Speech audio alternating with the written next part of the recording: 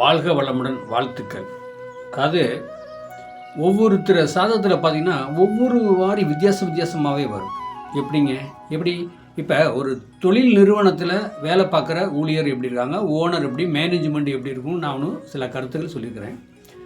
அதே மாதிரி இயங்குது அதை சொல்கிறது. ஒரு ஒரு சாதகத்தில் பார்த்தீங்கன்னா தொழிலாளியை வேலை செய்யக்கூடியவங்க, வேலை ஆட்கள் ஒரு பெரிய பெரிய நிறுவனத்தில் ஒர்க் பண்ணுவாங்க. அந்த பெரிய பெரிய நிறுவனத்தில் ஒர்க் பண்ணக்கூடியவங்க பார்த்திங்கன்னா அவங்களுடைய தன்னம்பிக்கை, நம்பிக்கை, ஒரு ஊழியராக இருக்கட்டும், மேனேஜராக இருக்கட்டும், அதை ஓனருக்கு உண்மையாகவே பாடுபடுவாங்க. ஆனால் சில டயத்தில் ஓனர் அவங்கள புரிஞ்சுக்க மாட்டாங்க. மெயின் அவங்க என்ன எங்கிட்ட சாதகம் பார்க்க வரும்போதே நொந்துருவாங்க, வாழ்க்கையே நொந்துருவாங்க. ஏன் அந்த கம்பெனியில் ஐயா நான் 10 வருஷம் ஒர்க் பண்ணுறேன், அந்த கம்பெனிக்காக நியாயமாக உழைக்கிறேன், கரெக்டாக போகிறேன். இப்போ நம்ம மற்றபடி வெளியில் அந்த கம்பெனி மூலிமா நான் வெளியில் போகிறேன் வரேன் அப்படின்னா எல்லாமே நியாயமாக நடந்துக்கிறேன். எனக்கு போக்குவரத்துக்கு சம்பளம் அதெல்லாம் உண்டு, செலவுக்கு அமௌண்ட்டெல்லாம் உண்டு. ஆனால் இருந்தாலும் நிர்வாகம் என்னை ஒதுக்கிக்கிட்டே இருக்குதுங்கய்யா. என்னை இன்னுமே ரொம்ப தராதரமாக நடத்திக்கிறாங்க. தராதரம் என்னென்னா ரொம்ப என்னை ஒரு மாதிரியாகவே பார்க்குறாங்க ஐயா. என்னையா காரணம்? இப்போ ஒரு சாதகத்தில் லக்கணத்துக்கு 6, 10, அதாவது 6ஆம் இடம் 10ஆம் இடம் ஒரு லக்கணத்துக்கு அந்த சந்திரன் அங்கே நல்ல நிலைமையிலேருந்து 6ஆம் இடத்துல சந்திரன் நல்ல நிலைமையிலேருந்து உச்சமாகணும். எப்படிங்க? 6ஆம் இடத்துல சந்திரன் நல்ல நிலைமையிலேருந்து உச்சமாகணும். அப்போ 6ஆம் இடத்துல சந்திரன் நல்ல நிலைமையிலேருந்து உச்சமாகணும்னா எப்படின்னா உச்சம் பெறணும்.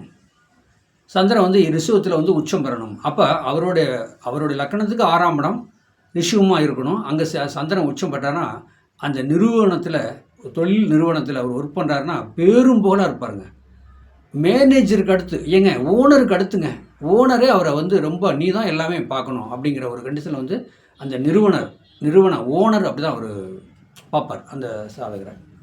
அப்போ பார்த்திங்கன்னா இப்படி இருக்கும்போது பார்த்திங்கன்னா வெவ்வேறு கம்பெனிலேருந்து அவருக்கு 2 லட்சம் சம்பளம் உங்களுக்கு வாங்க, நாங்கள் உங்களுக்கு 5 லட்சம் தரோங்க, நீங்கள் எங்கள் கம்பெனிக்கு வாங்க அப்படி சொல்லி சில வற்புறுத்தலாம் நாங்கள் சாதகப்படி நாங்கள் பார்த்துக்குறோம். அதே நேரத்துக்கு பாருங்கள், அவருடைய லக்கணத்தில் 6ஆம் இடமும் 11ஆம் இடம் 10ஆம் இடம் நல்லா புரிஞ்சுங்க. அவருடைய லக்கணத்துக்கு 6ஆம் இடத்துல அந்த 6ஆம் இடத்துக்காரங்க உச்சம் பெற்றிருக்கணும். அதாவது 11 கூட உச்சம் பெற்றிருக்குன்னா தான் அவருக்கு 10 லட்சம் 20 லட்சம் சம்பளம் வருதுன்னா எப்படி வரும்? அப்போ அந்த 11ஆம் இடம் உச்சம் பெற்றிருக்கணும். இந்த மாதிரி பார்வை கூட பார்த்துக்கலாம்.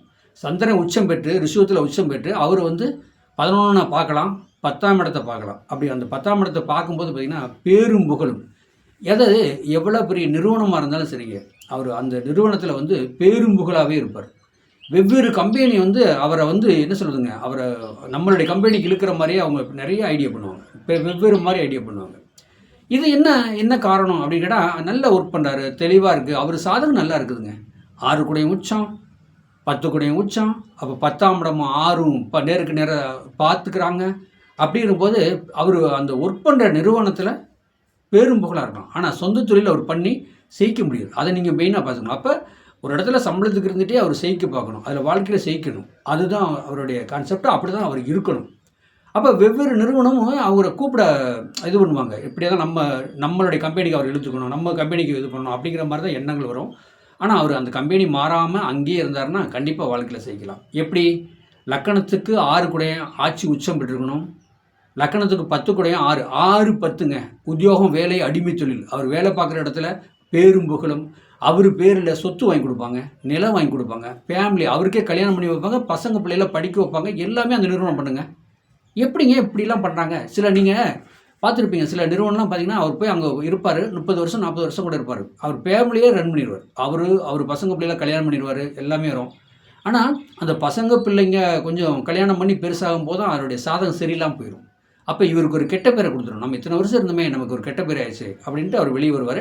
ஆனால் கம்பெனி அவர் மேலே எந்த நடவடிக்கை எடுக்காது. பரவாயில்ல, அவர் நமக்கு செட் ஆகலை, பரவாயில்ல போகிறாரு. ஆனால் நம்ம நிறுவனம், நம்ம வக்கீல் சம்மந்தப்பட்டது, அவர் மேலே எந்த நடவடிக்கை எடுக்கக்கூடாது. அவர் வாழ்க்கையை அவர் பார்த்துட்டு போகட்டும் அப்படிங்கிற மாதிரி தான் அவர் ரிலீவ் பண்ணுவார். அப்போ அந்த கம்பெனியோட அந்த ஒரு மனிதனுக்கு 6ஆம் இடம் 10ஆம் இடம் நல்ல நிலைமையில் இருக்குன்னு வச்சுங்க. ஒரு கம்பெனியில் நீண்ட ஒர்க்கு, அவர் நல்ல ஒரு பொருளாதாரத்தோடு அவர் வெளியே வரக்கூடிய வாய்ப்பு அதில் நிறைய இருக்குது. அதான் வந்து 6, 10, 11 இன்வால்வ் ஆனால் கண்டிப்பாக ஒரு நிறுவனத்தில் என்ன சொல்லுதுங்க, பேரும் புகழோடு அவர் வெளியே வருவார். வாழ்க வளமுடன்.